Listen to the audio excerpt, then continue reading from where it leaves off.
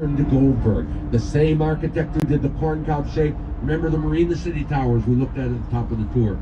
Goldberg was a modernist, but he thought outside the box, pun intended. So when his teacher, Mies van der, and his peers were doing all that black box modernism, he rebelled, and he got out his journal, and you know what he wrote? I rebel against a century of static. I rebel against the straight line. I refuse to remake humanity in the image of a machine. He turns to nature. He said River City came to him as a mythical river snake. And indeed, it would have looked serpentine. Look at the next bridge. That's about 400 meters. It's supposed to have 5 buildings curving like that. A free thinker dancing to a different drummer. Can you see the invisible hand of the greatest free-thinking architect from Barcelona? Antonio Gaudi is an influence on Burke and Goldberg. Gaudi, Burke was very fond of that Gaudi quote, "There are no right angles." And if you grew up in the country like I did, you don't milk cows at 9 p.m. on a Sunday night. That's when the fire started. You do it by daylight. So she wouldn't have been out there with a lantern. So the story didn't hold weight. And the historian said, what you really should do is be looking towards that shady neighbor guy of the O'Learys, one Peg-Leg Sullivan, who reported the fire, possibly because what's he doing in the O'Leary barn anyway?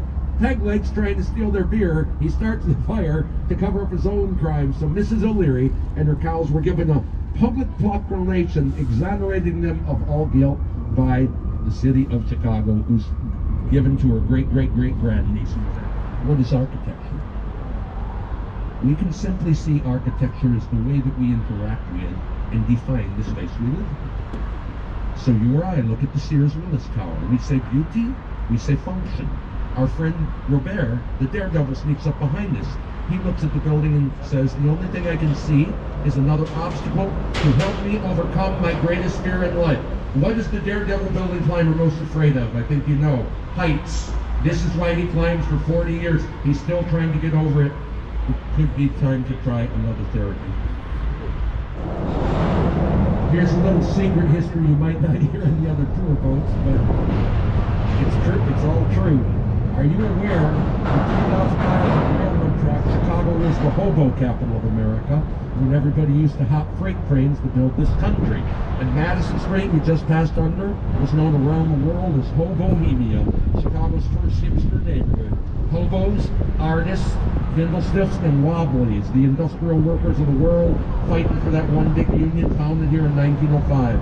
You hop freight into town, you get a diploma from the Hobo College, hang out at the Dale Pickup Club with the poet Carl Sanford, the writer Jim Barnes, and the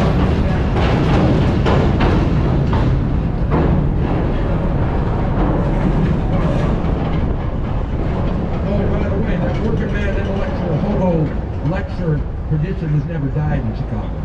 For the last 50 years, it's been carried on by the college of complexes. They build their lectures as the playground for people who think. You may attend one. I've heard 3 nicknames for this building so far. Chicagoans are calling it either the tuning fork, the guillotine, and my personal favorite, the rather generous martini though. Now, when they did the wind test on this building, it has quite a bit of sway on this building. So what do you think they're doing to control the sway? What's the counterweight? Water. There's 12 water tanks at the top of this building holding 160,000 gallons of water. These are known as inertial slosh mass dampeners. Every time the building starts to sway one way, the inertia is the weight of the water. It's a little history. In 1833, we stumbled into a barracks with the Kickwallow for a street called the Sauganash Hotel. Chicago's only hotel. It was run by the French-Canadian Creole fiddle player Marc Beaubien, known for saying, I fiddle like a devil, keep a hotel like L.A.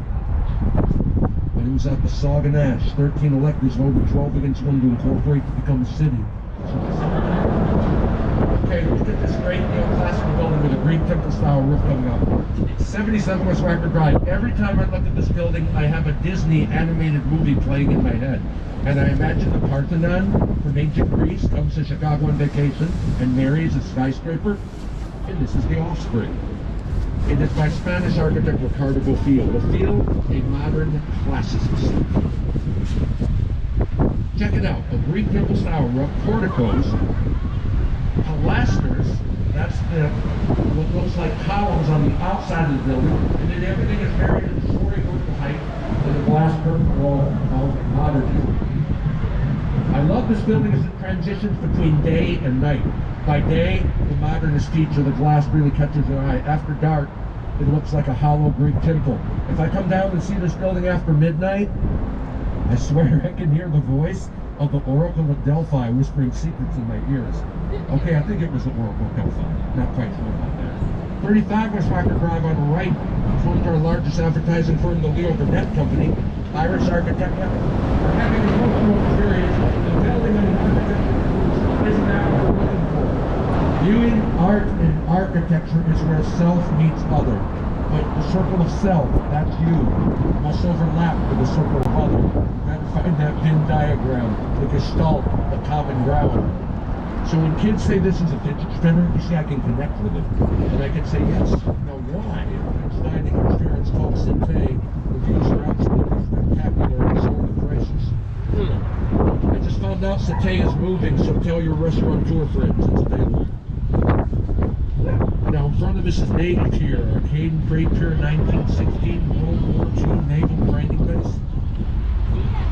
And then today, after extensive structural renovation in the mid-90s, it comes full circle and becomes an arcade and recreational pier once again, full of shops, restaurants, boat rides, and a Ferris wheel.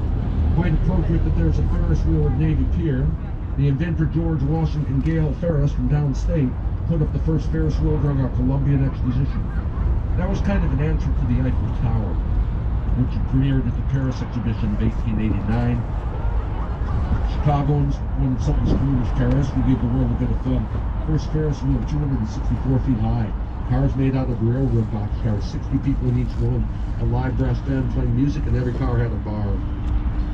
Well, no one had ever taken such a crazy steampunk ride before, so I don't know.